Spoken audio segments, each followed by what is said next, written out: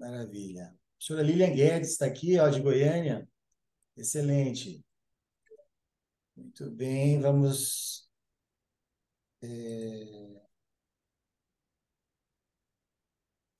dar sequência aí. Bem, boa noite, comunidade TDB. Boa noite, Dental Traumers.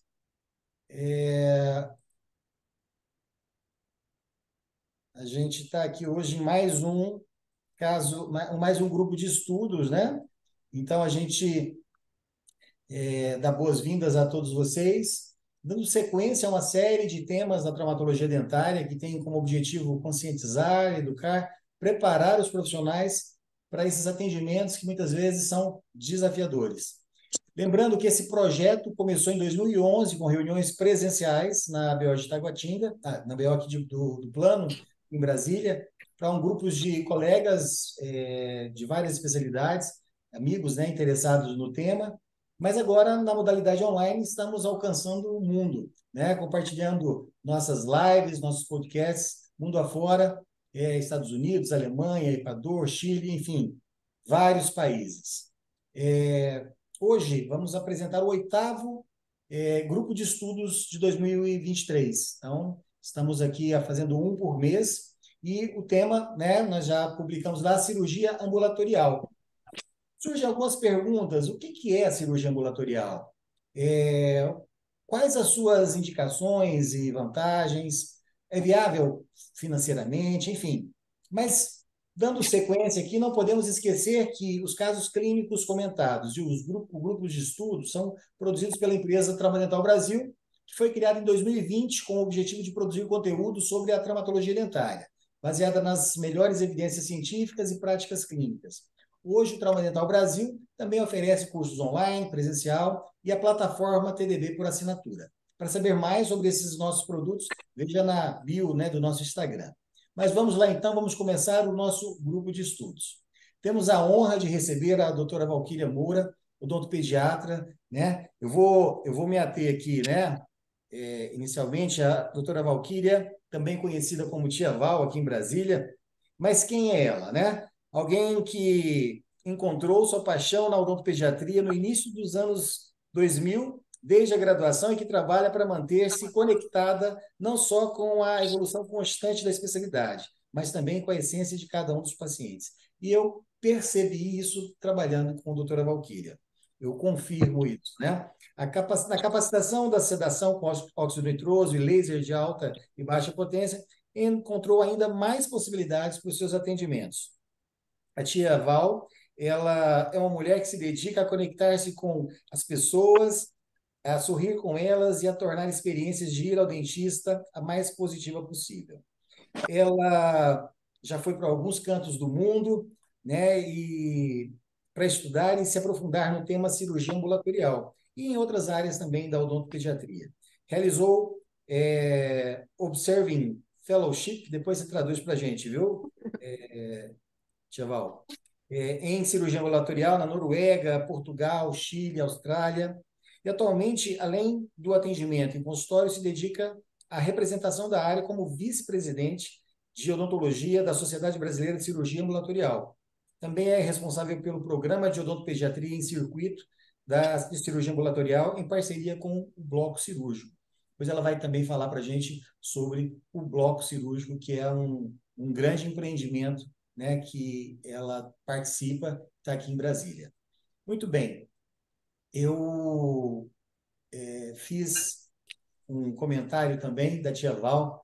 Eu conheci a Tia Val num desses cursos, dessas capacitações em laser, e eu fiquei apaixonado, encantado por ela, pela sua capacidade, né, técnica, pela sua responsabilidade profissional, e que eu pude, né, ao longo do tempo, até hoje, já deve ter uns, sei lá, uns 5 anos, Tia Val, Acho que mais ou sim. menos, né? Tido a oportunidade de trabalharmos juntos, inclusive, né, nessa modalidade da cirurgia ambulatorial, e eu fiquei e continuo cada vez mais impressionado com tanta capacidade, com tanto profissionalismo. Então, ela é Obrigada. surpreendente e tenho certeza que ela vai poder contribuir aqui muito, né, com a nossa visão da odontopediatria, da odontologia de forma geral, e vai mostrar aí um empreendimento, né? Uma pessoa que acredita na odontologia e investe na odontologia e na odontopediatria. Então, um prazer, viu, Tia Val? Uma honra Obrigada, ter você aqui com Rogério. a gente. Obrigada por essa apresentação toda. Muito lisonjeada de ser convidada aqui para o Trauma Dental Brasil. Quando o Rogério me convidou, eu fiquei pensando quem seriam as pessoas que iriam assistir, assim, para eu tentar conduzir para o maior interesse possível de todo mundo. Mas, de qualquer forma, o que eu quero hoje é plantar a sementinha de que existe isso que a gente chama de cirurgia ambulatorial, porque muitos cirurgiões dentistas nem sabem que isso existe e que existe essa possibilidade de também atender o paciente assim dessa forma. Então, é essa sementinha que eu queria plantar em vocês, que independente de onde vocês estiverem, no Brasil, em outros lugares do mundo, isso existe. E quando eu descobri, para mim, isso foi uma abertura, assim, grande no que eu podia proporcionar de conforto para o meu paciente, tá? Então, primeiro eu queria mostrar para vocês o que que é a cirurgia ambulatorial, né? Deixa eu ver se eu consigo passar aqui, Rogério, vamos lá. Dei o play, apertei e não foi. Peraí, vamos ver. Aqui, achei. Vamos ver se aqui vai. Aí. A cirurgia ambulatorial, a gente considera os procedimentos que são feitos em unidades de cirurgia ambulatorial. O que que são essas unidades? Eu estou aqui dentro de uma agora, que é essa que vocês estão vendo aí na foto. É uma unidade que é um centro cirúrgico idêntico a um centro cirúrgico hospitalar, mas não necessariamente ele é dentro de um hospital, tá? Ele pode ser freestanding, como é esse, que é o do bloco cirúrgico, mas em outros lugares do mundo, eles têm, por exemplo, assim, dentro do próprio hospital, aqueles centros cirúrgicos que eles separam para fazer cirurgia ambulatorial, que são pacientes que vão entrar ali e eles vão receber alta em menos de 24 horas. Então, eu considero a cirurgia ambulatorial mais uma ferramenta da minha caixinha. Então, eu acho que ela é mais uma ferramenta para quem atende trauma. Então, se eu tenho um parafuso para apertar, eu posso apertar ele com uma faca, com uma furadeira, com uma parafusadeira, do jeito que eu quiser, eu posso apertar. Se eu tenho um trauma, eu posso simplesmente olhar, eu posso ferulizar, eu posso, inclusive, levar ele para um centro cirúrgico. Então, depende do que eu tenho na minha caixa de ferramenta para eu poder usar nos tratamentos que eu vou fazer, né? Então, normalmente, quando a gente faz um plano de tratamento, para eu ver para qual lado eu vou conduzir ele, se eu vou atender ele no consultório, se eu vou atender ele no centro cirúrgico, se eu vou fazer uma sedação, normalmente eu tenho uma primeira consulta com aquele paciente para entender se é uma rotina, se é uma urgência, se é uma emergência, se é um paciente colaborador ou não, dependendo da idade, que estímulo eu vou provocar, qual é a complexidade desse procedimento que eu vou fazer para decidir qual tipo de sedação, inclusive, que eu vou usar, né? Porque dentro de um centro cirúrgico ambulatorial também a gente pode fazer vários tipos de sedação, não necessariamente só uma sedação profunda.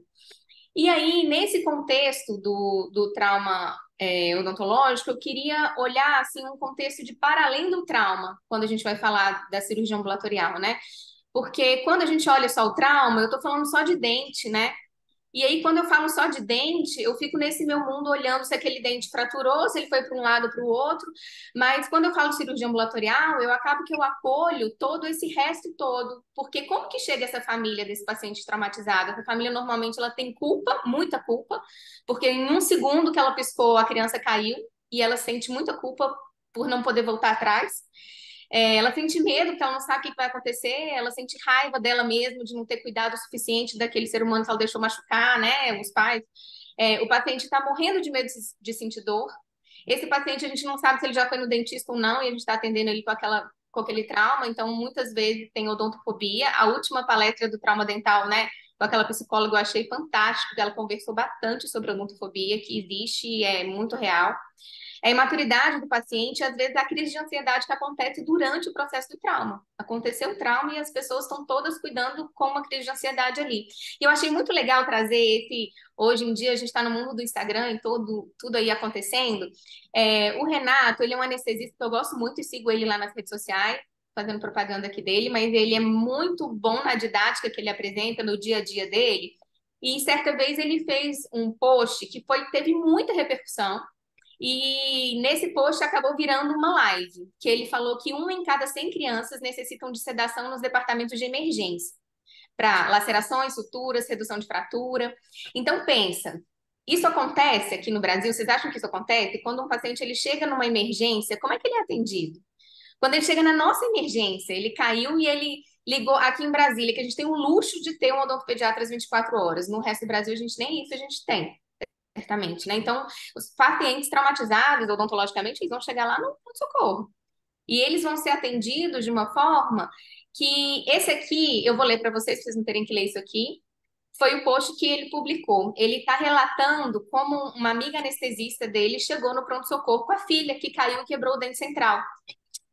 Então ela estava falando que ali ela anestesista e o marido dela que é cirurgião bucomaxilo. Éramos pais aflitos de uma menina indefesa, assustada. Para nosso espanto, ao ser atendida, ela foi simplesmente amarrada no lençol, tendo uma pessoa que ela nunca viu imobilizando a cabeça dela e o corpo dela.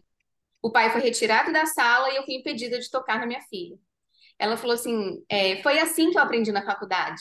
Era simplesmente assim, infelizmente ainda é assim. Meu instinto de mãe falou mais forte e ele deu apenas uma sutura. Peguei ela nos meus braços e levei. Isso é a anestesista falando, né? Não podemos subestimar a dor e a ansiedade só porque é uma criança. Para mim, exatamente por ser uma criança, temos que tratar com ainda mais cuidado. Existem vários trabalhos científicos que são ignorados pelos hospitais, mostrando que esse tipo de conduta leva a traumas o resto da vida. Existem protocolos de sedação que precisam ser urgentemente implantados em pronto atendimentos infantis.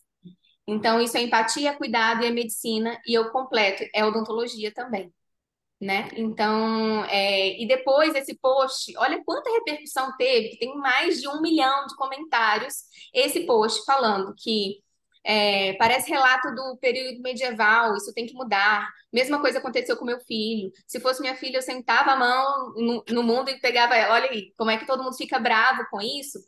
E para a gente, como odontopediatra, quando a gente atende essa criança assim, a gente pensa, será que tem que ser assim? E foi essa reflexão que me trouxe a mudança, assim. Quando eu fiz minha especialização em odontopediatria, era assim. Eu tinha que fazer assim, desse jeito aí da foto. E isso partia o meu coração e ainda parte. Eu, particularmente, não consigo fazer. E isso me levou para outros lugares, porque além disso, que era assim, hoje em dia a gente está em outro mundo, a gente está na geração millennials, eu sou da geração millennials. Eu fotografo minha filha fazendo algo muito legal.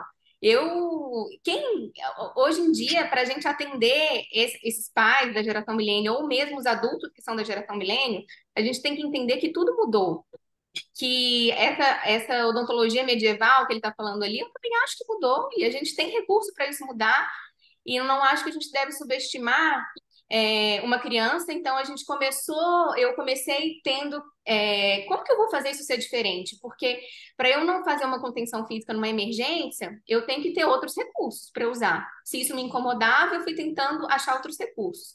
Comecei com a sedação pós-nitroso, mas ela é muito limitada, principalmente para crianças muito pequenas. Então, eu uso ela muito diariamente no meu consultório para tratamentos que causam um pouco de ansiedade. A criança tem que respirar muito bem pelo nariz, cooperar muito bem com a máscara, para a gente ter uma criança tranquila, de olho aberto, falando comigo. Ela não dorme nunca, né? Comecei também com uma alternativa, que seria talvez chamar um anestesista no consultório. E aí eu fiz uma única vez. E aí eu não me senti à vontade com isso. Eu estou mostrando aí o cenário para vocês, porque. E aí, recentemente, vou colocar aqui a RDC, que é uma RDC do Distrito Federal, tá? Que saiu aqui, ó, em 2021. Como que é a normatização para isso, para padronização da gente trazer um profissional para fazer uma sedação endovenosa dentro do nosso consultório. Isso pode não ser a realidade de outros lugares do país, tá? Então, eu trouxe a RDC aqui do DF, falando as regras que a gente tem, e eu vou colocar aqui essa 9.4, que eu vou ler aqui para vocês verem, ó. É proibido o uso de anestesia por via inalatória e endovenosa em consultório ou clínica odontológica. Partindo dessa premissa, aqui do DF, eu mudei para isso aqui. Porque eu queria trazer um conforto para o meu paciente. E aí eu comecei a estudar tratamentos para onde que eu vou levar esse meu paciente. Eu vou ter que levar ele para o hospital. Então, se eu quiser fazer uma sedação, porque se eu não posso fazer no meu consultório, o óxido nitroso ele vai me deixar muito leve, ainda não consigo trazer conforto para o meu paciente e para a família. E aí, quando eu comecei a fazer tratamento, o que eu chamava de hospitalar, eu comecei a ver que faltam equipamentos no hospital, não tem equipamento odontológico em todo o hospital. É um trâmite, uma burocracia para um dentista conseguir entrar no hospital, né? Então foi uma coisa um pouco difícil assim para mim, muito menos assim uma odontopediatra, eu não sou buco maxilo ainda tem uma porta aberta lá, mas odontopediatra era meio que você vem fazer aqui, menina, com seus dentinhos, né? Então, aos poucos, eu fui entendendo que eu queria pensar como as outras pessoas no resto do país faziam. Eu falava, mas não é possível que só eu penso assim. E aí, aqui eu coloquei o tio Gui, que eu fui fazer lá com ele, passar uns dias de ver como ele fazia os atendimentos assim. Como ele conseguia dar alta para os pacientes dele no mesmo dia, sem ter que ter internação e tal. E eu fui entendendo como que era um circuito assim. E aí eu entendi que essa questão do tratamento hospitalar, que para mim chamava hospitalar, que era para os meus pacientes complexos, para pacientes muito selecionados, né, para pacientes que eu tinha que fazer intervenções múltiplas ali. Eu não queria mais levar essa tralha toda de mala que eu levava, 5 malas e tudo, né? Isso na medicina é um movimento de deshospitalização que está acontecendo agora, inclusive está muito em alta. Hospital dia, salas de parto, o movimento antimanicomial, né, os hospitais de transição, atenção domiciliar. Então, isso é um processo de deshospitalização. Eu não queria que vocês vissem a cirurgia ambulatorial como algo hospitalar, porque é o processo de deshospitalizar. A gente sedar o paciente em um ambiente que é confortável para ele, ele vai voltar no mesmo dia que nem é no hospital.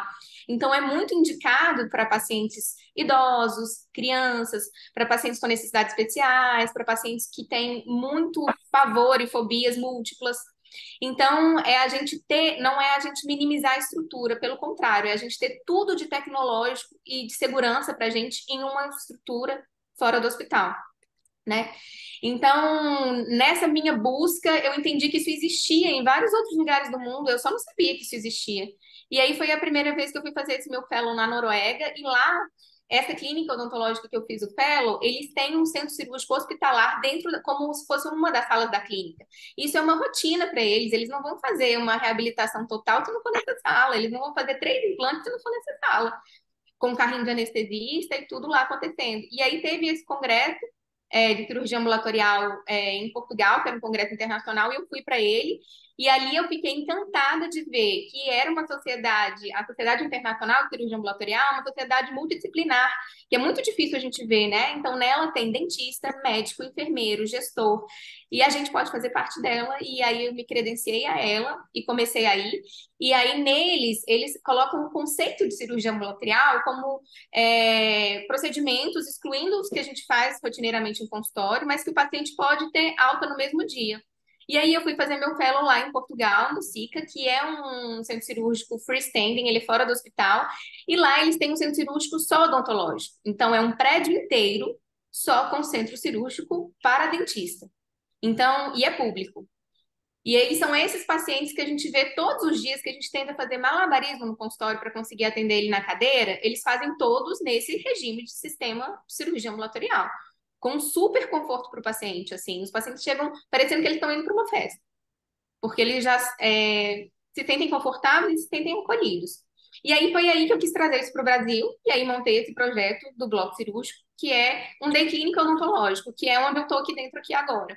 E aí a gente montou essa estrutura do centro cirúrgico com todos os equipamentos odontológicos que eu preciso. Então aqui eu tenho kart odontológico, com todas as ponteiras, ultrassom, prof, raio-x, laser cirúrgico, laser terapêutico, e a gente fez como se fosse aqui na recepção dá para ver que é tipo uma casa. O paciente ele não tem que ficar internado antes, ter aquele ritmo todo de hospital, ver outros pacientes doentes. Então é uma região que não é contaminada, porque ele não vê outros pacientes doentes. Então a gente fez, é um centro cirúrgico só. Então eu estou ali para ele naquele momento, eu e toda a minha equipe. Tá todo mundo voltado para atenção para ele. E depois a gente vem para essa recuperação anestésica, que ele fica aqui mais ou menos 1, 2 horas, a gente brinca um pouco e depois ele tem alta e vai para casa. Então, aqui que eu tenho feito as minhas reabilitações, os meus atendimentos. Hoje, por exemplo, minha manhã foi toda aqui, com uma criança de 9 anos.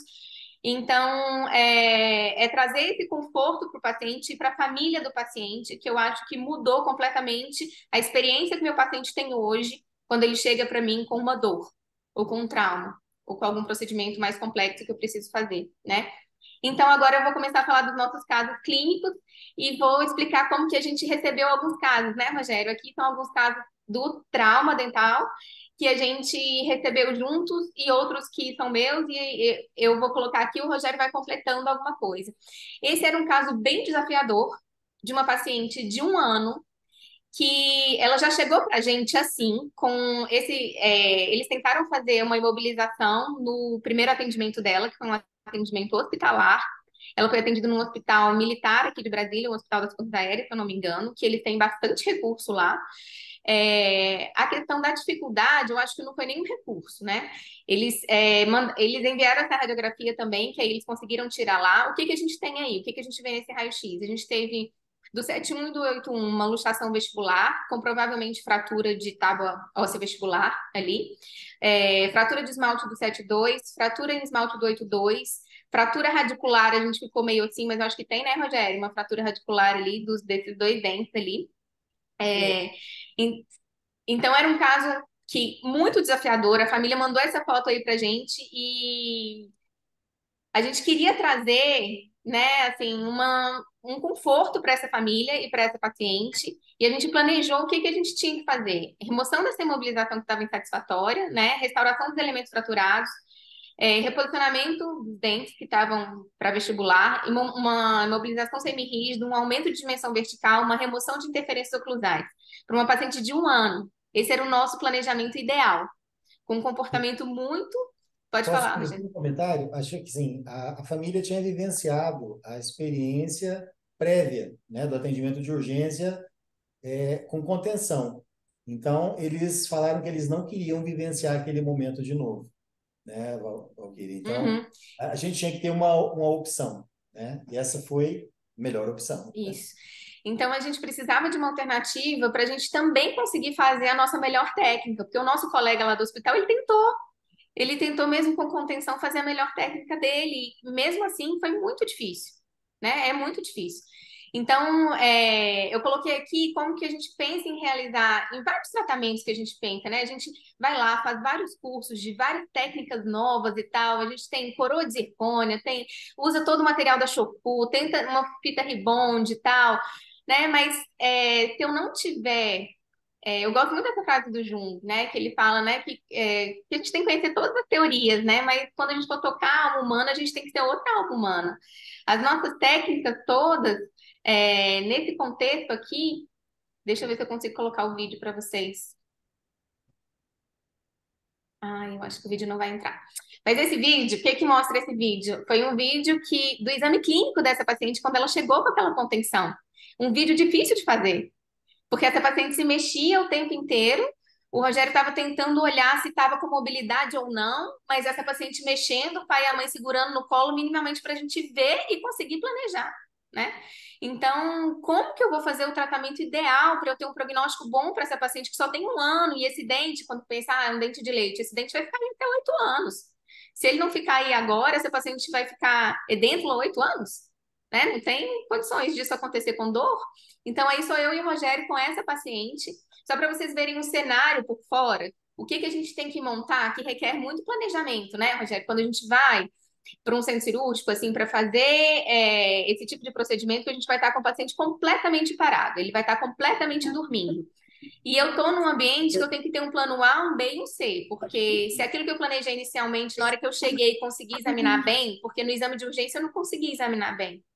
Então, na hora que eu chego e consigo examinar bem, às vezes eu tenho que mudar meu plano de atendimento lá. E a gente requer um planejamento, a gente monta umas 5 mesas, com um para resina, um para cirurgia, né? Para cada um que a gente vai conseguir fazer. Ah, deixa eu ver se esse aqui vai abrir, ó. Esse aqui vai. Esse aí é a gente fazendo lá. Deixa eu ver se vai conseguir abrir ele. Aí o Rogério, ó, com essa paciente, eu estava fazendo a irrigação para ele, ali a gente estava fazendo a remoção da contenção. Então, a gente usando um micromotor elétrico ali para trepidar menos possível. Então, irrigando, aí a gente fazendo essa remoção da contenção sem mobilizar em nada aquela tábua óssea que já estava muito fraturada ali para frente. Como que a gente conseguiria ter essa delicadeza do procedimento, da gente não conseguir mexer aquele dente numa abertura de boca muito pequenininha, que é uma bebê de 1 ano, se a gente não tivesse com ela completamente imóvel, né? Então, aqui é depois que a gente removeu toda a contenção. Então aí a gente conseguiu ver o que que tinha fratura, o que que não tinha fratura. Aí a gente fez todas as restaurações dos elementos, até das microfraturas incisais, a gente conseguiu restaurar tudo. E depois a gente colocou por lingual, porque eles tinham feito uma contenção por vestibular e ela tem um overbite, então ficou batendo ali naquela região. Então a gente conseguiu fazer por lingual com a Ribond, e aí ficou lindo desse jeito, ó, porque depois a gente vai aparando tudo e fez o levante de mordida para a gente conseguir depois que com o fechamento da boca ela não toque em nada nos dentes inferiores. Então, assim foi como ela saiu do centro cirúrgico. A gente conseguiu fazer a melhor técnica possível para essa paciente ter o melhor prognóstico possível, porque ela estava imóvel, dormindo, confortável. E eu lembro quando ela acordou e no dia seguinte, depois das outras consultas dela, né, Rogério? Como que é diferente? Eu falo que a gente faz como se fosse um reset, assim, a gente reseta esse paciente, porque a pergunta que sempre me acontece quando eu estou dando aula sobre isso, é fala, tá, e aí, você vai sedar de novo se precisar? E aí, você vai sempre sedar? Eu falo, não, não vai precisar. E eu sempre afirmo que não vai precisar. E o Rogério falou assim, será? Eu falei, não vai precisar. Porque aí ele comprovou isso com todos os outros pacientes, né, Rogério? Porque é como se a gente desse um reset naquele paciente, ele está com medo da dor. A partir do momento que eu não tenho dor, aí eu consigo condicionar. Eu faço o condicionamento comportamental daquele paciente paulatinamente. E aí ele vai indo no meu consultório para outros procedimentos. E mesmo aqui para remover essa contenção, já foi muito mais fácil do que o primeiro exame clínico dela, né? Então a gente vai fazendo essa mudança aos poucos. Então, para que é essa indicação? Para pacientes não cooperativos, para quando a anestesia local é ineficaz, quando a gente tem uma infecção muito grande, ou quando, por exemplo, tem um caso que a gente vai mostrar aqui, que era um paciente que teve uma intrusão, e o aporte anestésico que a gente faz com anestesia local não chegava até a ponta do nariz, que era onde estava a raiz daquele paciente, para a gente tentar trazer aquele dente de volta. E ele sentia dor. Então, é uma indicação também, quando o nosso aporte anestésico local não vai ser possível. Quando o paciente é extremamente ansioso e fóbico, quando a gente tem que proteger o desenvolvimento psíquico da criança. Então, a gente pensar nisso, que a gente vai proteger e não traumatizar, é bem importante, viu? Porque senão vira um adulto com odontofóbico, com várias outras restrições por fobia odontológica. E quando eu tenho também muitos tratamentos, assim, múltiplos, eu preciso restaurar ou reabilitar uma boca toda, eu preciso, hoje, por exemplo, que foi aqui no centro cirúrgico, ela tinha um supranumerário e 4 molares anquilosados, então a gente aproveita e faz tudo de uma vez, era uma criança de 9 anos, mas que era muito fóbica. Então, como que eu ia conseguir fazer isso se não fosse dessa forma, né? O mais confortável possível. Eu coloquei aqui para vocês, mas isso está gratuito lá na ADA. É um protocolo de controle de comportamento. Como que é esse guideline de controle de comportamento lá nos Estados Unidos? Como que eles fazem? E essas indicações da cirurgia ambulatorial é muito forte. Eles fazem muito esse tipo de procedimento, porque eles nem podem fazer contenção física ou estabilização protetora, como que eles chamam, né? Eles nem podem fazer. Então, é interessante a gente ler como eles justificam para poder fazer isso, né? Então, eu coloquei ali só para vocês depois darem uma lida lá. Esse aqui é mais um caso, que é o caso da Bianca. A Bianca, como ela é paciente do Rogério também, ela chegou com um trauma que ela caiu da escada da própria casa dela, né, Rogério? Ela é uma paciente autista, grau de suporte 2, e o Rogério atendeu ela com muita dificuldade, imagino, porque é uma paciente de comportamento bem desafiador, pela condição dela mesmo, né? Então, ela fraturou 21 e 11. Um elemento, eles conseguiram achar o fragmento e teve colagem do fragmento, mas vocês estão vendo que a risogênese estava incompleta, né? E essa paciente foi sendo acompanhada, e quando esse dente fistulou, a gente não tinha como conseguir fazer as várias trocas de curativos que a gente tinha pensado em fazer para conseguir uma apsificação desse dente e terminar a risogênese dele ali. Só que com essa fístula e com a condição de comportamento da paciente, a gente não estava conseguindo um prognóstico melhor a não ser fazer o que a gente fez, né? Então a gente pensou, como que a gente vamos levar ela para o centro cirúrgico e quais seriam os tratamentos que a gente ia fazer? Porque mesmo esses pacientes que a gente tem dificuldade de examinar e de conduzir, a gente tem muita dificuldade também de planejar, porque muitas vezes a gente não tem uma imagem complementar boa. Então, todas as radiografias que a gente tinha dela eram com muita dificuldade mesmo de realização, tá? Então, a gente pensou, o que que a gente vai fazer? Uma psificação com plug de MTA, a estimular a risogênese, fazer um tratamento endodôntico, pensar também na estética dela. Então, pensando nisso, por essa condição dela de ser uma paciente autista grau 2, né? A gente precisava de muitos profissionais ali juntos. Então, a gente precisava de um odontopediatra, precisava de um endodontista, uma periodontista, precisava de alguém da dentística, precisava de um radiologista. Aonde eu vou conseguir isso, essa multidisciplinaridade profissional, se não for dentro de um centro cirúrgico marcado aquela hora para todos irem ali e fazer todos juntos? Eu consigo mandar essa paciente autista fazer a endo como endodontista, voltar e ir no periodontista, voltar e ir no odontopediatra. Ela mal quer sair de casa, ela mal abre a boca para um que já começou a condicionar ela, né? E isso que eu estava falando dos exames complementares, da dificuldade de fazer o exame complementar, é porque a gente faz todo o planejamento em cima de uma coisa que a gente nem sabe se é. E chegar lá dentro do centro cirúrgico é que a gente vai conseguir fazer um diagnóstico mais adequado, porque eu levo o raio-x portátil para lá também, tá? Então eu gosto sempre de falar que assim, o que eu não vejo não existe, né? Então o que eu não tô vendo, eu nem planejei nada para ele, porque ele não existe. Então, o caso dela foi um caso que a gente começou planejando fazer endodontia, então a gente começou planejando, fez toda a instrumentação, e a doutora Érica, que é endodontista, estava lá, e quando a gente foi fazer a obturação do canal, ela foi com um plug ali para a gente obturar, e de repente aquele plug sumiu, e a gente não viu mais. E eu falei, aonde foi parar isso, né? E a gente, meu Deus do céu, isso assim, que bom que essa paciente está sedada. Imagine essa paciente num consultório, autista, com dificuldade de comportamento, a gente tentando fazer isso, que são, a gente usa instrumentos muito pequenos, é tudo muito milimétrico e tal. E aí a Érica falou, né, Val, isso só ocorre se tiver uma lesão muito grande no periápice, mas nesse raio-x eu não estou conseguindo ver. Vamos abrir. Olha aí o que que a gente encontrou. Por isso que eu falo que quando eu não vejo, não existe, a gente não consegue fazer tomo desse tipo de paciente para a gente saber 3D o que está acontecendo nessa boca, né? Então, quando a gente abriu, olha o tamanho da lesão que a gente viu. Ainda bem que a gente estava dentro de um centro cirúrgico. Ainda bem que tinha um periodontista lá dentro. Ainda bem que tinha todos os instrumentais, o plano A, o B e o C estavam todos lá. Inclusive, isso aí que a gente nem imaginava que podia ter, mas vamos levar também tudo para cirurgia, vai que. Então, a gente teve que fazer uma cirurgia periapical, né, nessa paciente, fez toda a curetagem, então fez a obturação via coroa e depois ela fez uma cirurgia periapical ali também. E então tava toda essa equipe aí reunida, acho que nesse dia aí a gente tinha quase 8 pessoas dentro da sala cirúrgica para a gente fazer o tratamento da Bianca. Esse aí foi o pós-cirúrgico uma semana depois. E aí, essa foto já é a Bianca na minha cadeira. Por isso que eu falo que não vai precisar de novo. Essa foto já é a Bianca na minha cadeira, ela não tinha dor mais. Então, a gente consegue já. Essa aí é a Bianca 2 anos depois, há 3 semanas atrás, na minha cadeira, fazendo pose para foto. E eu já consigo fazer panorâmica dela, que eu não conseguia fazer antes. Então, essa é a primeira panorâmica da vida da Bianca, tá, Rogério? Aí que ela fez. E a gente tem ali, né, essa condição ali agora, ó. A gente tem a melhor estética? Talvez não, mas eu nem sei se a Bianca e os pais da Bianca estão preocupados com isso, na verdade. Mas a gente tem saúde. E aí a gente conseguiu fazer, a Érica depois conseguiu fazer fechar todo o ápice desse dente. Eu faço as radiografias, fiz semestralmente para a Érica, agora a gente só faz anual e mando para endodontista, né? E a Érica acompanha ela junto comigo. E agora ela tá assim. Então a gente fica muito feliz com esse tipo de resultado. Lá vem o caso do Davi agora. O Davi é outro caso muito desafiador, porque ele teve diagnóstico pela psicóloga mesmo como estresse pós-traumático, né, Rogério?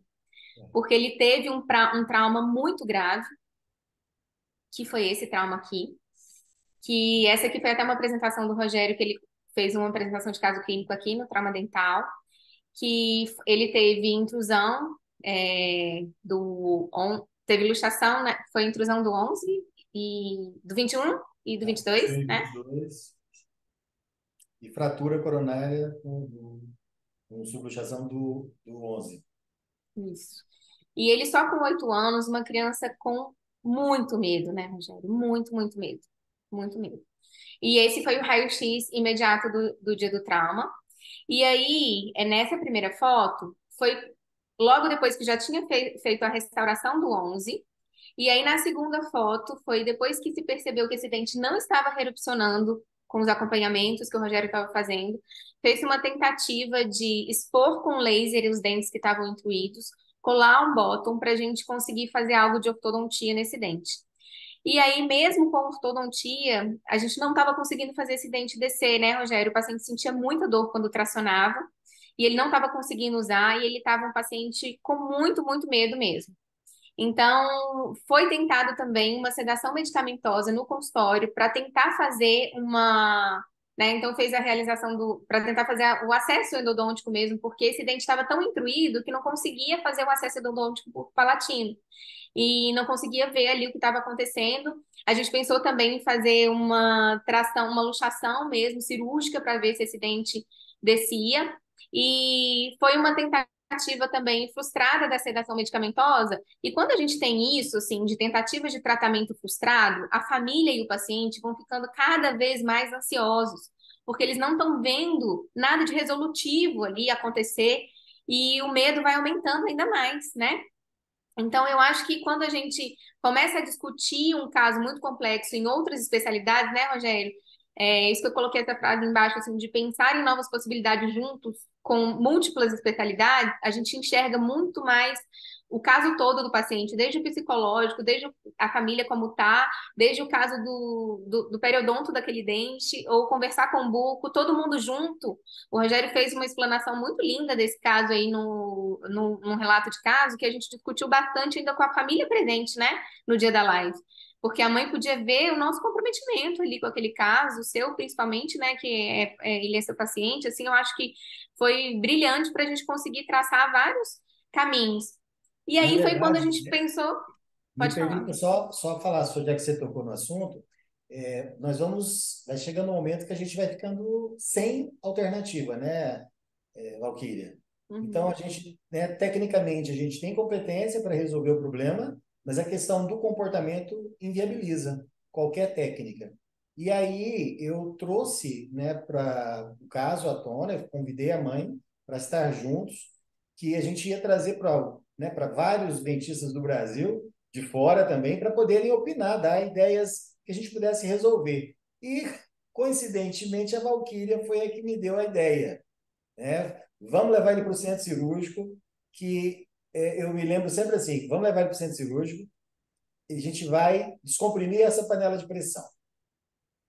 Depois que descomprimir essa panela de pressão, as coisas vão modificar, né? E ela me falou isso, dessa ideia de cuidar dessa parte aguda que vai melhorar, e eu falei, será, né? Mas eu sempre, né, trabalhamos aqui juntos, eu botei toda a minha expectativa nessa fala dela. E eu fiquei muito surpreso, porque realmente depois ele se tornou outra criança, né? E é aquilo que ela está dizendo aí ao longo do tempo. Enfim, a gente pode ter técnica, pode ter conhecimento, mas se não tiver, né, a possibilidade de aplicação dessa técnica, Não adianta frustração nada. total, né? Então, nesse caso mesmo, já era um caso desafiador pelo caso mesmo odontológico dele, mas a questão psicológica dele deixou tudo mais grave ainda, porque a gente não conseguia fazer o tracionamento que tinha que fazer, não conseguia expor o dente que tinha que expor para tentar fazer a endo. Então, mesmo quando a gente resolveu levar para o centro cirúrgico, a gente foi com três planos, eu lembro, Rogério, que a gente discutiu tanto, porque a gente tinha a opção de fazer uma decoronação desses elementos, a gente tinha a opção de fazer um tracionamento cirúrgico, a gente tinha a opção de tentar fazer a endo, o que que a gente ia encontrar, esse dente tinha algo de mobilidade ou não, porque a gente não podia nem tocar nesse dente, que ele não estava permitindo nem tentar ver se ele tinha mobilidade ou não.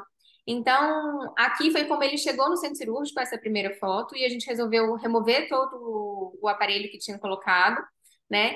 E aí a gente limpou todos os dentes, e aí a primeira coisa que a gente fez foi remover todo esse tecido gengival com laser para a gente conseguir ver a parte palatina dessa coroa e fazer o acesso para a endo. Então a primeira coisa foi entrar para fazer a cirurgia ali de gengivoplastia ao redor desse dente por palatina. E aí já teve um acesso endodôntico lá, ali por trás. Aí a Érica fez endodontia. Depois entrou o bucomaxilo para a gente tentar ver se a gente conseguia luxar um pouco esse dente. E aí aproveitou e fez algumas outras extrações desse paciente que iria ajudar no caso, porque a gente precisou tirar esse molar para ver se o canino não começava a reabsorver o lateral, lembra, Rogério? Sim. Então aproveitou e fez outras extrações que era algo impensado para ele, se falasse em extração é que ele não queria nem pensar.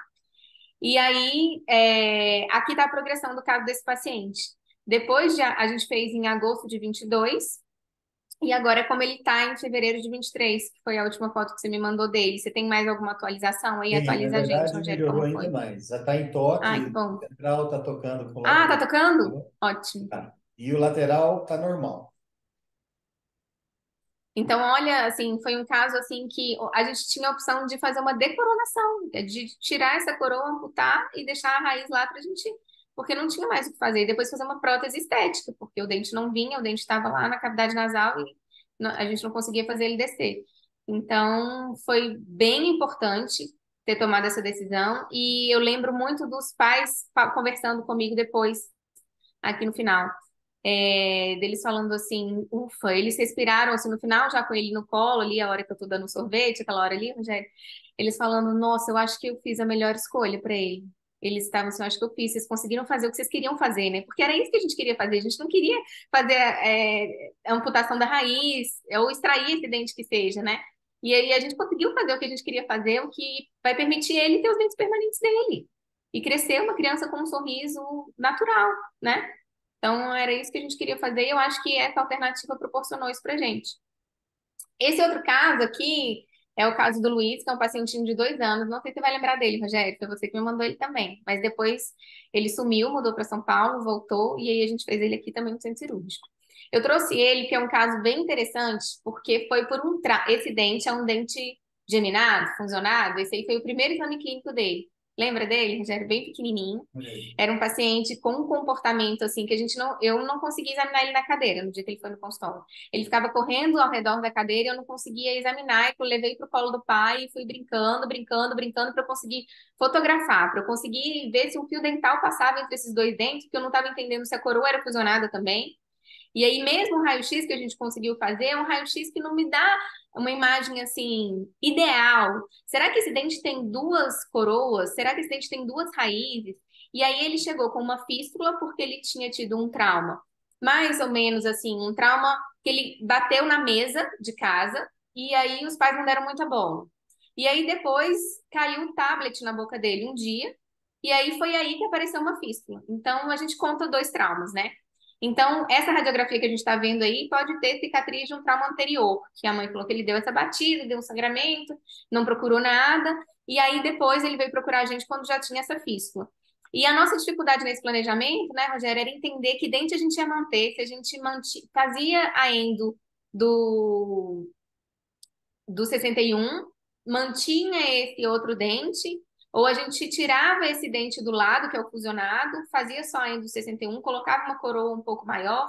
Então, a gente fez vários tipos de planejamento, mas esse paciente, a gente não sabia se a gente já tinha uma reabsorção interna no meio daquelas duas raízes ali, que aparecia uma imagem meio radiolúcida. Esse paciente sumiu. E ele voltou 6 meses depois, desse outro jeito. Esse dente afastou um do outro. Então, ele voltou 6 meses depois assim. E aí, eles tentaram várias vezes lá em São Paulo fazer algum tipo de tratamento nesse paciente. Então, fizeram com contenção física, tentaram com sedação medicamentosa, tentaram com endovenosa. Não conseguiram, eles marcaram, a gente fez uma consulta online lá de São Paulo e eles vieram para Brasília para fazer comigo. E aí, eu entrei no centro cirúrgico sem saber exatamente ainda o que eu ia fazer, porque a minha imagem que eu tinha também não era uma imagem muito boa, que era essa daí que eu consegui fazer dele. Mas olha aqui que eu já vejo aqui. Esse dente, que teoricamente era um dente fusionado, parece que ele quebrou, né, no meio. O que será que aconteceu isso? Será que foi naquele tablet que caiu na boca dele, que teve uma microfratura disso que era uma fusão e a inflamação foi separando esses fragmentos e tal? Então, eu entrei para o centro cirúrgico pensando se eu poderia manter o elemento 61, fazer uma endo dele, colocar uma coroa e tirar esse supranumerário, que era o dente que estava fusionado, e fazer a ecto desse supranumerário. Enfim, na hora que eu entrei e comecei a fazer, é, começou a sair obturador pela lateral. Eu falei, o que que é isso que tá saindo ali? E aí eu optei por fazer a extração, e vocês vão entender o que que era. Fiz o quebra-cabeça desse dente aqui, pra vocês entenderem o que que era esse dente quando eu fiz a extração. Ele provavelmente era um dente fusionado, assim, que deu uma cárie no meio, e que essa sequência de traumas fez ter uma fratura. E essa fratura foi se separando. E não ia adiantar nada eu fazer uma endo, que foi o que todos os profissionais estavam tentando fazer. uma endo com contenção física desse paciente que tinha uma fusão aqui, ó, posso fazer a endo que for, que essa inflamação não vai sumir, né? Então, eu acho que foi a melhor opção, fazer a extração desse paciente aí. E aí, a família já entra sabendo que eu tenho 3 planos. E ela autoriza, ela me dá, porque não dá para eu sair do centro cirúrgico e falar, olha, não dá mais para fazer o canal, tá? Então, a gente vai ter que extrair. Então, a gente já entra já sabendo que eu posso mudar e eles me dão autonomia para isso, tá? Então, esse aqui é ele hoje, ó, com 3 aninhos. Ele vem de 6 em 6 meses de São Paulo para fazer a consulta dele. E ele já começou a ter mobilidade dos inferiores, então ele já vai entrar no período de troca dele. Uma pergunta que já aconteceu quando eu fiz a apresentação desse caso em outra aula. Val, você deixou ele tempão assim, sem dente? Por que você não colocou um mantenedor de espaço? Eu preciso manter esse espaço? Não, eu queria fechar esse espaço. Eu queria que fechasse, né? Porque era um dente fusionado. Então eu tinha muito espaço ali. Então a gente conseguiu fechar um pouquinho, o espaço ele fechou. E aí agora já vai vir esse dentinho dele, o outro já tá com mobilidade, e ele é um paciente que eu posso virar ele de cabeça para baixo na cadeira e fazer tudo que eu quiser. Que ele é super adaptado já, assim. Então, depois que eu fiz esse atendimento no centro cirúrgico dele, a gente fez algumas sessões de adaptação de comportamento e aí já foi fluindo. E aí, hoje, ele adora vir ao dentista. Então, esse eu acho que é o último caso que eu vou apresentar, que é o caso do Anthony, que é um caso de trauma também, que é um paciente de 2 aninhos que foi atendido um domingo à noite pelo Trauma Dental Brasil 24 horas aí, ó. Ainda bem que a gente tem esse recurso aqui em Brasília para os pacientes, porque ele caiu em casa mesmo, na garagem era de cerâmica.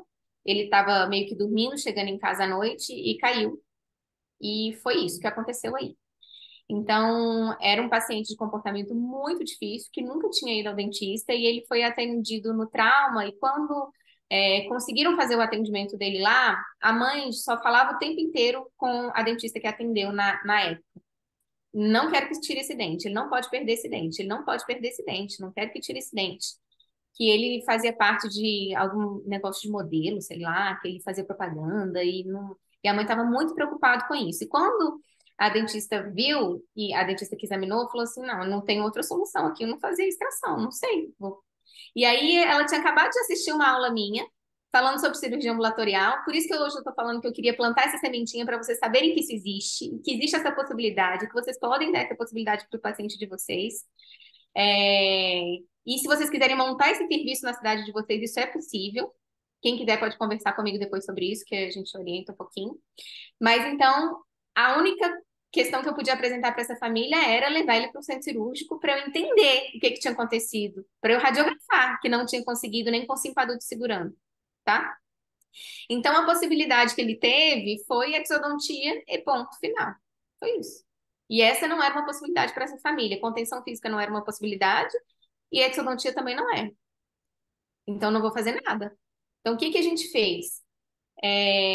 Primeiro, eu removi todos aqueles. Eu levei ele para o centro cirúrgico, a gente removeu todos os fragmentos que tinha. E aí, na remoção de fragmento, a gente vai descobrindo, né, que tinha cárie de um lado, cárie do outro. Ó. Um paciente que nunca tinha ido no dentista. E aí, a gente fez a remoção do fragmento, fiz o tratamento endodôntico, fiz um núcleo e um pino de fibra de vidro. E com laser, eu fiz um aumento de coroa. Então, eu falo assim: olha quanta coisa eu fiz numa criança de 1 ano porque eu tenho na minha caixa de ferramentas muitas ferramentas técnicas para fazer, mas porque esse paciente estava imóvel, como um manequim. Porque se esse paciente tivesse com o comportamento real de uma criança de 1 ano diante de um trauma, seria impossível eu realizar o sonho dessa mãe, o sonho dessa criança de ter um dente totalmente curado ali, de ter uma estética melhor. Então, a cirurgia ambulatorial é mais uma ferramenta para a caixinha de ferramenta de vocês, eu acho, né? Então, esse aqui foi o pós-imediato, e esse aí o pós 6 meses, e aqui eu acho que já está na minha frente, mas eu acho que já tem 1 aninho, né? Que a gente fez. Tem 1 ano que a gente fez. Então, hoje é ele aí, ó. Hoje ele senta na minha cadeira, eu faço as profilaxias. Então, eu falo que a gente consegue dar um restart odontológico nesse paciente, zerar. Então, coloca a bola, né, no meio do campo de novo e a gente começa o jogo de novo. Então, a partir daí, eu inicio o condicionamento do comportamento, né? Então, todas as vantagens de um atendimento dentro de um centro cirúrgico é a gente conseguir proporcionar, eu acho, esse tipo de experiência para o paciente, a gente conseguir ter um trabalho de equipe, que eu estava falando isso aí, são algumas imagens aqui, ó, um paciente que essa eu acho que é a Bianca, que a gente estava com a Erika ali fazendo. Hoje, por exemplo, aqui com essa paciente, eu tinha 8 pessoas aqui dentro comigo, 5 dentistas, várias especialidades fazendo.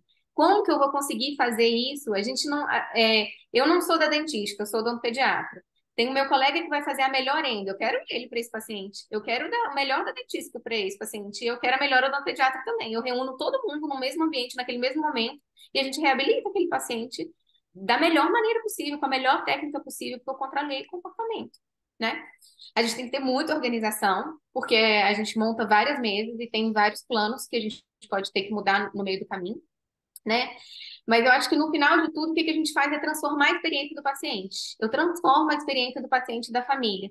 Então, por exemplo, eu estou aqui, eu coloquei esses depoimentos que eu achei hoje, que inclusive eu entrei hoje para ver, porque eu nunca pedi ninguém para ir lá fazer depoimento nenhum. Eu sou a pessoa assim que eu não sei fazer isso. Então, é muito raro. As pessoas normalmente vão reclamar espontaneamente, né? Quando tem alguma coisa muito ruim. Mas eu entrei aqui no Google, aqui do Centro Cirúrgico, e eu fiquei muito feliz, que era exatamente isso que eu queria demonstrar para vocês. Olha como que o pai coloca, né? Esse aqui é o pai do Anthony. Sem palavras para agradecer todo o cuidado, carinho, atenção que os profissionais sem igual ofereceram para o meu filho. Realizou um verdadeiro milagre. O pai acha que é um milagre a criança sair com aquele sorriso todo. Eles saem muito gratos, mas e ainda falando aqui, ó, que foi fazer com que ele goste, ame ir ao dentista. Hoje ele pede para ir ao dentista. Então, transformar essa experiência é muito legal. Então, a gente saber que os pacientes que tiveram aqui ou que estiveram dentro de um circuito de cirurgia ambulatorial estão satisfeitos com o serviço, ficaram felizes de ver. Então, eu falo que o que eu faço hoje, eu já nem chamo de odontopediatria. Eu falo que eu transformo a experiência, né, em sorriso e coleciono histórias felizes na odontopediatria. É isso que eu tenho feito também trabalhando com cirurgia ambulatorial. E aí eu queria falar com vocês um pouquinho da Sobracan, que é a Sociedade Brasileira de Cirurgia Ambulatorial, que tem um super espaço para os dentistas, então que é uma sociedade multidisciplinar, rechaçada pela Sociedade Internacional. A gente tem um selo da Sociedade Internacional que todo ano a gente tem que renovar de acordo com a nossa atuação. Então depois vocês entrem lá no site. A gente já fez alguns webinars gratuitos. Então, por exemplo, aqui a gente teve o Gabriel Politano contando para a gente como é que é um pouquinho dessa experiência dele, que ele atende alguns pacientes em centro cirúrgico. Ele não conseguia fazer um circuito de cirurgia ambulatorial e hoje eu conversando com ele, ele já me falou, Val, hoje eu consigo fazer daquele jeito que você falou. O paciente chega 1 hora antes e eu dou alta 2 horas depois, porque antes a gente tinha que fazer a internação 1 hora antes. E quando eu chamei ele para fazer a aula, ele falou assim, mas isso existe? Eu falei, existe, você já quase faz. Então, você vai lá contar para mim o que você faz. E aí, depois, a gente conversando. Esse aqui foi o Eduardo Alcânio, lá da Austrália, que ele é hoje o presidente da Sociedade Brasileira da Sociedade Internacional de Odontopediatria. E foi lá que eu fui fazer o fellow com ele também. Ele tem um prédio inteiro de vários centros cirúrgicos que ele só atende assim. Em cirurgia ambulatorial, os pacientes odontopediátricos dele. Então, depois, se vocês quiserem entrar para assistir essas palestras, está lá no site da Sobracan. Daqui a pouco a gente vai ter o outro webinar da Sobracan também. Aqui são os meus contatos para vocês, se vocês precisarem de qualquer coisa. Tem aí meu site, meu Instagram e meu e-mail. Quem precisar, quiser tirar alguma dúvida, quiser saber como pode fazer isso na vida de vocês, como vocês podem implementar isso para ser uma realidade na vida de vocês. Então é isso, terminei. Espero que vocês tenham gostado. Sensacional, Kíria. Muito obrigado. Vamos abrir aqui, então, agora o segundo momento para perguntas, né? Agora Sim. também vem o momento perguntas. Podem abrir os seus microfones, né? Só peço para a gente poder se organizar se tiver mais de um querendo perguntar ao mesmo tempo. Eu quero perguntar. Por favor. É, o Val, tem como você explanar pelo menos um pouco, assim, porque quando a gente para assim para pensar é muito bonito, né? Mas Uhum. como que fazer esse investimento? Como que é esse caminho? Até mesmo para o Você paciente, né? tá onde? Você tá onde? Que cidade? Ribeirão Preto. Tá, em Ribeirão Preto tem um centro cirúrgico ambulatorial maravilhoso de um grande amigo meu. inclusive. Na verdade, é porque às vezes a gente dentista, a gente nem sabe que isso existe. Por isso que eu tô falando que é plantar a sementinha mesmo, né? Então, é procurar na sua cidade se já existe algum centro cirúrgico ambulatorial. O que que é isso? É um centro cirúrgico hospitalar que está fora do hospital. Se na sua cidade não existir, eu sempre aconselho a procurar o hospital da cidade que tem atendimento, por exemplo, se eu for fazer pediátrico, né? Eu queria que os anestesistas que eu fosse começar a fazer tivessem experiências em pediatria. Então, aqui em Brasília, quando eu vou para o hospital, porque eu ainda vou, tá, gente? Quando eu vou para o hospital, eu vou para o Hospital Brasília. Por que que eu ainda vou às vezes? Porque a seleção desse paciente, ela tem um critério.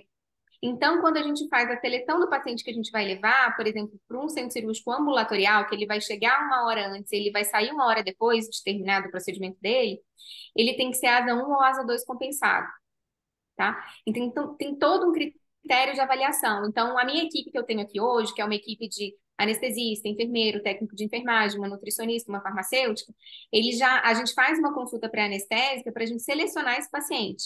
Então, por exemplo, no seu caso, você quer começar a fazer. Então, você já pensou num caso complexo que você não conseguiu fazer de outra forma. E aí, para a gente apresentar isso para a família, você tem que ter minimamente o contato com algum centro cirúrgico para você entender o que que ele tem de estrutura lá para você. E mesmo se ele não tiver estrutura odontológica, dá para a gente levar no início, a gente levar bastante coisa e fazer. Então, por exemplo, um motor de implante, que é um motor elétrico, sabe? Dá para a gente levar para o centro cirúrgico para ser o nosso micromotor. E aí dá pra gente fazer tudo, a gente leva resina, dá pra gente fazer tudo, desde uma reabilitação a tentar imobilização de trauma, fazer cirurgias múltiplas, então dá pra gente fazer o que a gente quiser naquele paciente. Um bom relacionamento com o anestesista é muito importante, porque logo quando eu comecei, eu acho que os anestesistas não entendiam muito o que eu queria fazer. E aí, quando eu fui fazer meu fellow, que eu entendi que existe a especialidade de anestesia em cirurgia ambulatorial, que os medicamentos anestésicos, inclusive, são muito diferentes, porque a gente quer que o paciente acorde logo depois, a gente quer que ele volte logo para casa. Porque as questões odontológicas que a gente vai fazer, não é nada que ele precisa ficar internado, nunca é, a não ser que eu vou fazer uma ortognática. Porque de resto, nunca é. Eu fiz o procedimento odontológico, eu faria lá no meu consultório, eu estou levando ele ali por causa do comportamento. Porque o aporte mesmo, assim, anestésico, ele tem que ser para o meu paciente acordar rápido e ele ter conforto respiratório depois e já ir para casa. Então, o que eu fiz foi começar a ter contato com esses anestesistas, explicar para eles o que eu queria fazer e quais eram os procedimentos que eu ia fazer, para a gente discutir qual que ia ser a anestesia. Então, por exemplo, no centro cirúrgico ambulatorial, a gente pode fazer anestesia geral. Eu posso fazer uma sedação profunda ou eu posso fazer uma anestesia geral. A grande maioria dos meus casos é anestesia geral, tá? A gente faz uma intubação nasotraqueal, que a gente coloca um tubo pelo nariz, que passa pela traqueia, e a gente tem a boca livre pra gente.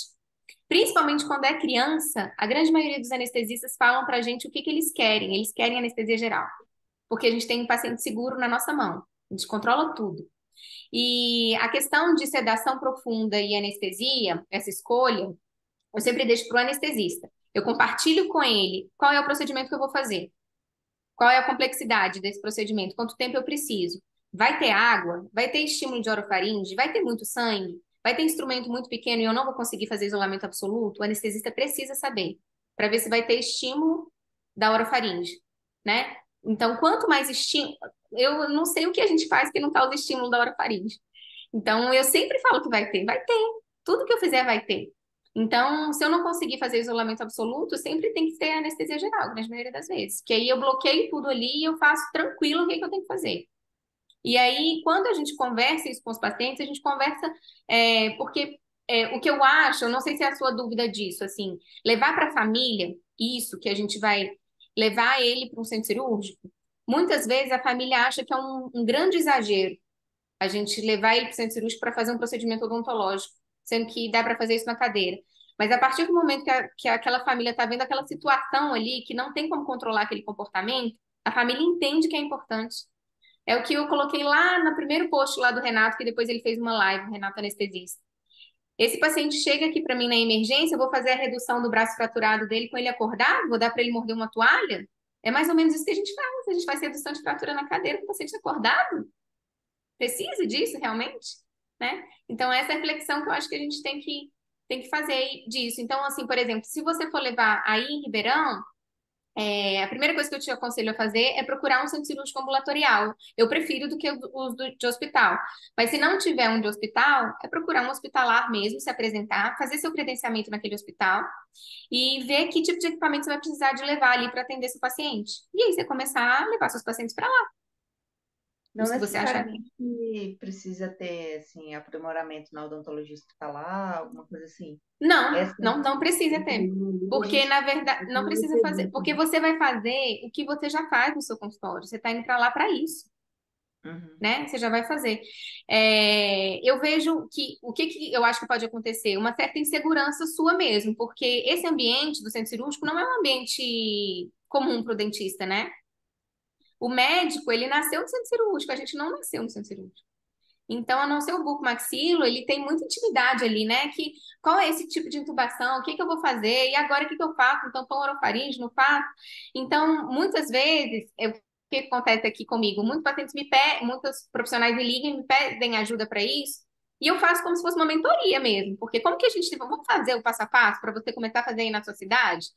Porque não tem muito mistério, não tem, você não precisa de ter uma especialidade em odontologia, odontologia hospitalar, está ali para atender os pacientes que estão hospitalizados, acamados. Então, eles vão lá na UTI, fazem o laser, fazem as profilaxias, fazem as extrações que tem lá no paciente que está internado.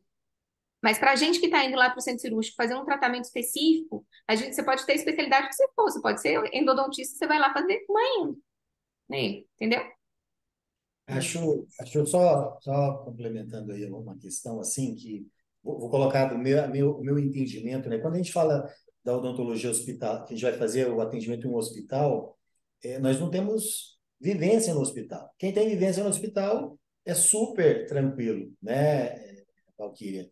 Então eu Uhum. pude ver isso na Valquíria. A Valquíria, ela transita, ela parece que ela está bailando dentro do hospital. Agora, Ela sabe todas as coisas dos preenchimentos, dos documentos que têm que serem preenchidos, porque tem toda uma burocracia dentro do hospital, né? Então, assim, essa vivência dentro dessa rotina, a única coisa é a biossegurança, que a gente, né? Inclusive, a gente às vezes até se surpreende. Chegamos lá no hospital, não precisava nem usar propé, né, uhum, Valquíria? Então, assim, é só esse cuidado com a biossegurança, que ele é muito importante, mas você não precisa ter uma formação em odontologia hospitalar. não Claro, precisa. noções da odontologia hospitalar precisam, né? Porque são noções do nosso atendimento que é comum, né? A vivência,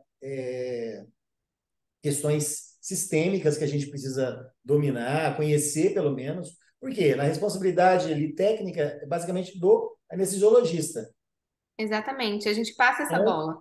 a gente passa a bola, mas a gente precisa a gente não pode ficar vendido na mão do anestesiologista, né? Porque senão ele faz o que ele quiser com a gente. Exatamente. Ele Até para isso, dita, assim, eu tive um pouco de desafio com isso. Até sim, para os anestesiologistas me darem um pouco de abertura para eu falar o que eu vou fazer, por exemplo, uma frenectomia lingual, que às vezes eu precisava fazer com uma sedação um pouco mais profunda, porque vai ter muito estímulo orofaríngeo, então eu não posso colocar ele para ficar ali engasgando toda hora. Só que é 5 minutos. Ele, não tem nada que é 5 minutos e não sangra. Você tá me falando que não sangra é 5 minutos? Eu falei, é 5 minutos e não sangra. Eu tive que fazer umas 5, até ele tentar entender que ele não precisava entubar esse meu paciente. A gente só faz uma máscara de servo, levanto a língua, eu faço, pronto, levantou, vamos para casa. É isso hoje que eu faço, entendeu? Mas é isso, eu falava, ele precisou ver várias vezes, porque ele não conhecia o procedimento que eu estava fazendo. Então, muitas vezes pode ter que se depare com isso, quando você, se é um hospital que ele não tem muita entrada de dentista, porque às vezes o hospital que tem muito buco, às vezes já tem um pouco mais de noção de que tipo de intubação que é bom para dentista e tal, mas eu já chegava lá pedindo, que eu estudei muito para conseguir estar lá dentro. E aí eu já tinha que chegar lá pedindo o que eu queria mesmo.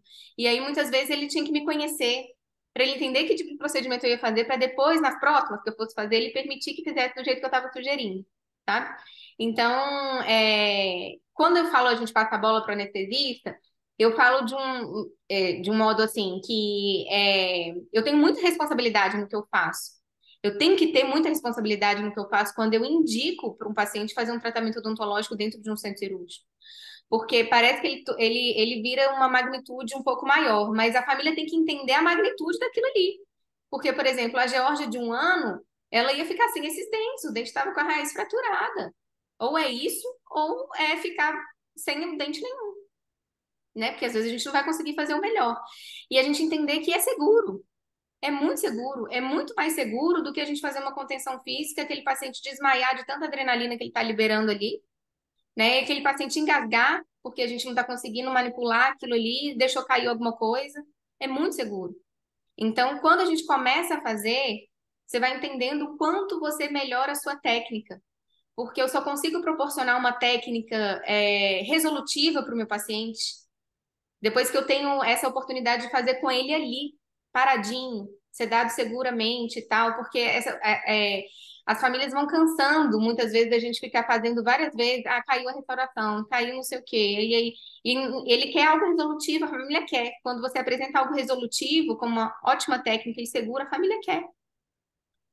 Então, eu não sei se eu respondi sua dúvida, mas eu acho que a questão é se você tiver interesse de fazer e saber que existe essa possibilidade, é procurar um centro cirúrgico ambulatorial em Ribeirão. Eu sei que eu acho que tem mais de um, tá? Tem um que é muito bom, que eu conheço.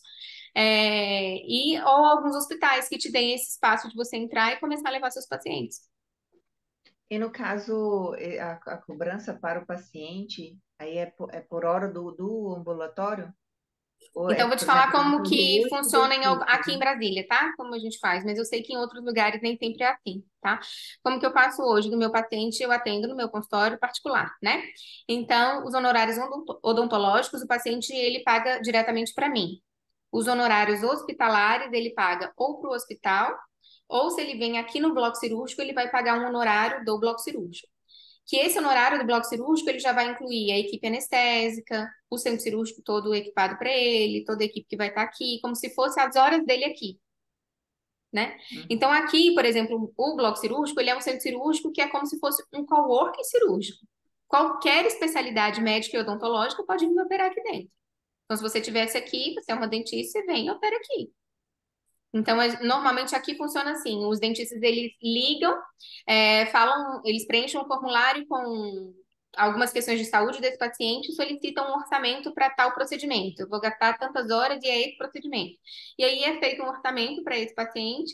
Normalmente o dentista entrega esse orçamento ou a própria concierge do bloco cirúrgico entrega o orçamento e aí a gente combina um dia e a gente fecha aquela manhã toda para um doutor, né? Por exemplo. E é assim, uma curiosidade, né? Porque Pode para mim perguntar. eu penso assim que, que seja muito assim, no momento que tem tudo isso, seja não é um valor assim comum, mas é acessível, porque, por exemplo, se a gente pensar como é que é isso. A Depende do média. que é assim, né? Quando a gente vai falar acessível, você fala para quem, para que Não, contexto, para para que mim. paciente, e aí eu vou te dar alguns exemplos, tá? Então, vou te dar um exemplo aqui do centro cirúrgico que a gente está, que é um centro cirúrgico muito equipado, mais do que de alguns hospitais que a gente tem aqui particular. Aqui não atende convênio, tá? Então, a gente faz o atendimento somente particular. Normalmente, as famílias que são atendidas aqui, os médicos e os dentistas que trazem são dentistas e médicos que só atendem particular também. Então, a gente já tem um nível de paciente com, né, um nível financeiro um pouquinho mais elevado. É um custo alto, a gente manter isso aqui é um investimento bem alto. Só que eu explico isso para o paciente, eles entendem a partir do momento que eles entram aqui, ou eles entendem a partir do momento que eles entram no site. O que que é que eles estão pagando? Que nível de atendimento é, tá? E depois que eles entendem isso, eles entendem por que que eles estão pagando aquilo. Então, por exemplo, aqui normalmente a gente faz, não é por hora exatamente, mas a hora, o tempo clínico que você fica, varia o preço, tá?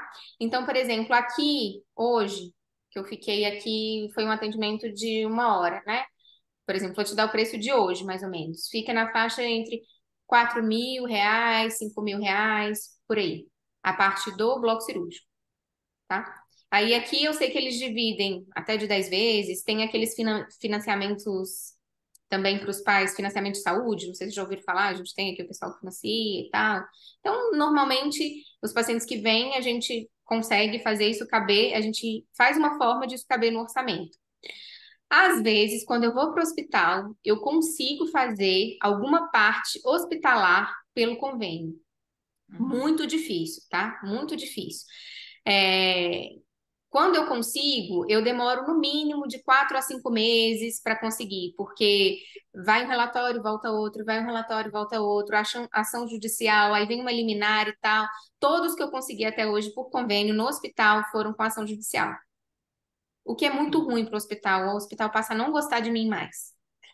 Então é muito ruim, ele nem quer que eu vou lá mais.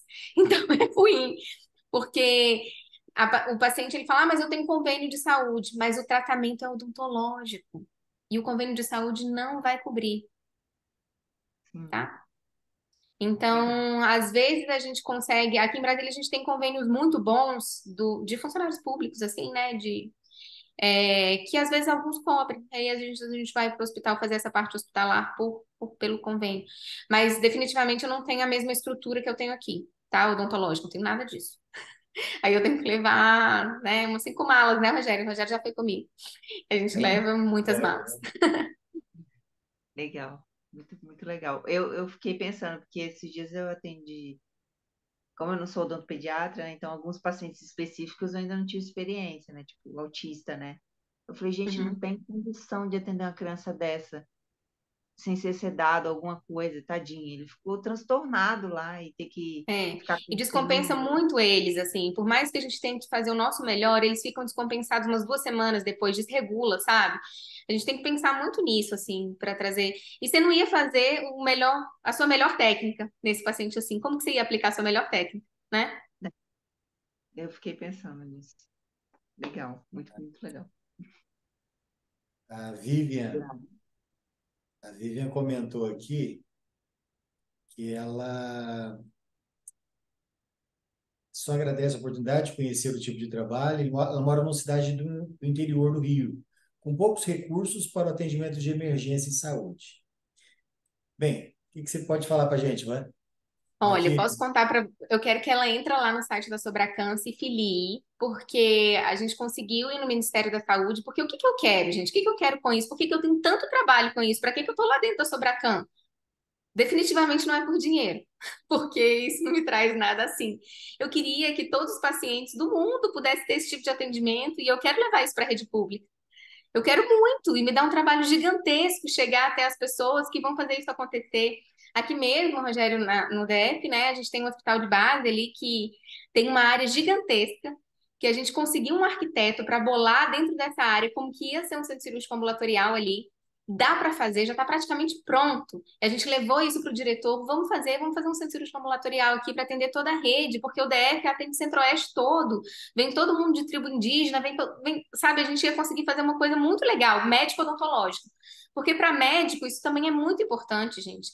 O médico não consegue a sala que ele quer, a hora que ele quer. É igual a gente também, tem certa dificuldade. Então, às vezes, fica um paciente querendo operar, não querendo operar e não consegue operar. Mesmo tendo um convênio, mesmo sendo particular. No serviço público, então, e aí a gente teve uma abertura mínima para conseguir. Eu fui com os diretores da Sobracan todos, a gente foi lá, a gente teve uma abertura mínima para eles ouvirem a gente e a gente conseguir levar isso para eles. Então essa já foi uma atitude que a gente teve aqui, tá, no DF. Mas uma atitude nacional é que a gente foi para o Ministério da Saúde, apresentou essa ideia e eles nos pediram para a gente apresentar um projeto de cirurgia ambulatorial Brasil. E a gente está trabalhando nesse projeto e é o que a gente quer. A gente quer levar para cada município que seja. Se cada cidade tiver um, a gente consegue muita coisa. E um faz girar muito a fila dos hospitais, porque o giro é muito fácil. A gente tem cirurgia de 30 minutos, daqui a 1 hora já está entrando outro na sala. É muito rápido. Nesses fellows que eu fiz em hospital público em Portugal, era em uma manhã, a gente atendia mais de 10 pacientes. Então, como é que a gente faz um fluxo muito rápido? Se a gente conseguiu o paciente sedou, a gente fez, foi, voltou, já está na recuperação anestésica ali, a gente vai fazendo. Então, o nosso projeto, o projeto da Sobracam, principalmente, que é minha queridinha e dos outros, assim, que estão lá junto comigo, assim, a gente tenta a ferro e fogo apresentar isso para todo mundo. A gente teve um espaço muito grande na feira hospitalar, que é a maior feira de tudo da saúde da América Latina, né? É uma feira muito grande que teve em São Paulo há uns 4 meses atrás, e lá a gente teve 4 auditórios só nossos. E foi a secretária de Saúde de São Paulo falar, e assim, a nosso favor, falando que quer implementar, porque em São Paulo a gente tem 3 hospitais dia, que eles querem implementar o circuito de cirurgia ambulatorial no hospital dia, que é um hospital que o paciente vai lá para fazer procedimento de dia e volta, né? Então, seria ótimo para a gente conseguir implementar isso em um hospital dia. Aqui em Brasília vão abrir uns 4 hospitais dias, Rogério, não sei se você sabe. E porque essa onda da deshospitalização, que para o médico isso é deshospitalizar, né? A gente fica parecendo que a gente é hospitalizar, né? Mas é deshospitalizar também. A gente não quer fazer isso lá dentro do hospital, a gente quer fazer numa estrutura que seja adequada, mas que pode ser inclusive fora de um hospital. Então, essa questão que a Vivian, né, que perguntou, a gente quer muito conseguir fazer isso na rede pública. E outro dia eu conversei com vários amigos do Nordeste que já fazem isso na rede pública, que eles têm isso pelo SUS. É difícil mesmo. Aqui a gente tem no Agarram, mas a gente não consegue ter um fluxo tão grande. Então, são poucos pacientes que conseguem levar para o centro cirúrgico, sabe? É pouco. A gente teria que ter se a gente deixar essa sala de centro cirúrgico para ter, que vai competir com todos os médicos, com todos os dentistas, com paciente com câncer, a gente não vai conseguir fazer nunca. Porque esses pacientes estão lá na prioridade e paciente com câncer, com a liminar, chega lá e ele entra na fila de todos, aquele que está lá na frente com a apendicite, para apresentar, inclusive. Então, para a gente conseguir fazer isso, a gente tem que tirar isso do hospital, tirar isso desse circuito, para a gente fazer fluir as outras cirurgias que não precisam de hospital, né? Então, é esse o nosso projeto. E a gente está com um projeto muito legal, que agora a gente está sendo ouvido, e eu acho que vem coisa boa por aí. Estou muito otimista. Ô, Val, eu conheço a deputada, acho que eu não sei como é que chama em Brasília, acho que é a deputada distrital, alguma coisa assim, né? Aí de Brasília. Ela é uma pessoa muito boa e ela tem uma ação muito grande com as Ai, crianças. manda o contato dela pra gente. A gente está em contato com um já para comprar nossa ideia, porque se ele colocar como um projeto lei, né, o Cirurgia Ambulatorial Brasil, a gente Diz já que ela topa. consegue. É Paula Olha que Belmonte. legal. Você consegue? Manda aí no chat para mim que o Rogério me manda. Eu vou pedir para um amigo meu e aí eu te Tá, mando. você me manda. Me segue lá no Instagram que você me manda também. Tá bom. É ótimo. Quanto mais contato a gente tiver, né, para a gente conseguir fazer as coisas. Eu falo que, né, a gente está nesse mundo aqui para deixar o mundo um pouquinho melhor do que quando a gente chegou, né? Então, se eu puder deixar, né, um pouquinho melhor para as pessoas que vão estar aqui do que quando eu cheguei, eu já fico feliz. E ela tem uma vertente muito forte com as crianças, né? Ela tem um trabalho social muito voltado para isso. Ai, que bom, bom saber, quero conhecer, com certeza. Eu acho que quando a gente passa acho que quando a gente passa pelo problema, é que a gente consegue perceber o problema, né? Sim. Então, a gente tem alguns contatos também, de repente a gente pode, né, filhos de pessoas políticos, né? A gente Uhum, pode pedir apoio para conseguir, né, essas questões. Então, é ter essas pessoas que passaram por esses problemas para a gente poder falar com eles. Aí fica muito mais fácil. uhum, sim. A Vivian está falando aqui que já foi coordenadora de saúde bucal do município e sempre Olha levantou que a bandeira legal. da necessidade de atendimento no SUS para pacientes especiais. Já sou do Exatamente. seu fã-clube, Djaval. Ai, que bom. Então estamos juntas nessa luta e vamos juntas. Tomara que chegue aí no seu município esse projeto de cirurgia ambulatorial Brasil que a gente quer fazer. Vamos nos unir, né? Que aí a gente Sim, fica mais sim, forte. com Precisamos certeza. ser ouvidos, isso mesmo.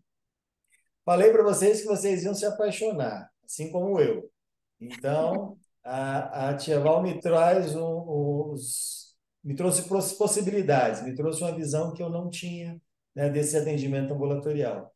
E eu fico muito feliz de poder compartilhar aqui com vocês essa visão e essa paixão por fazer, né, fazer a odontologia de boa qualidade. Porque quando a gente não tem condições, né, de comportamento, a gente não consegue oferecer boa qualidade. E essa é uma coisa que ela me mostrou de forma muito clara. Quando eu tenho a cirurgia ambulatorial, ou atendimento, que seja em hospital, eu Uhum. posso oferecer uma odontologia de qualidade, né? Então é muito diferente e a gente precisa divulgar isso, precisa compartilhar. Então espero que eu tenha plantado a sementinha aí em vocês. Quem tiver mais curiosidade ou quiser saber um pouco mais, ou quiser me falar assim, ah, Val, aqui no meu município eu tenho isso e tenho aquilo, o que que você acha que dá para eu fazer? Estou super aberta a dar opinião. O pessoal da Sobracan também, a gente até montou uma consultoria sobre isso, tá, Rogério? Porque várias pessoas querem fazer isso E aí a gente já teve vários colegas que conseguiram fazer isso, de montar, mesmo que seja um centro cirúrgico privado, juntaram 10 dentistas e conseguiram montar o deles, na cidade deles, assim, e a gente foi dando uma consultoria de como a gente podia conseguir fazer isso, e aí foi indo. Então a gente está aí à disposição para fazer fluir isso também, ser mais uma alternativa para vocês. Excelente, excelente. Maravilha. Pois bem, acho que a conversa rendeu, né? Foi ótimo. Deixa a Vivian, deixa aqui no chat os contatos. Me coloca aí no. Se você tem condições de. Tem, vou Juliane, colocar aqui. obrigado. Tem condições de botar. Eu posso.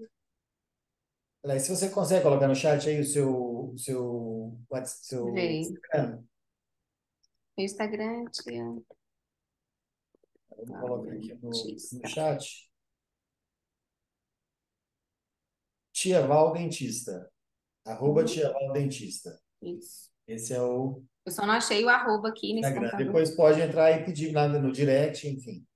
Isso, pode Tá bom? entrar em contato comigo.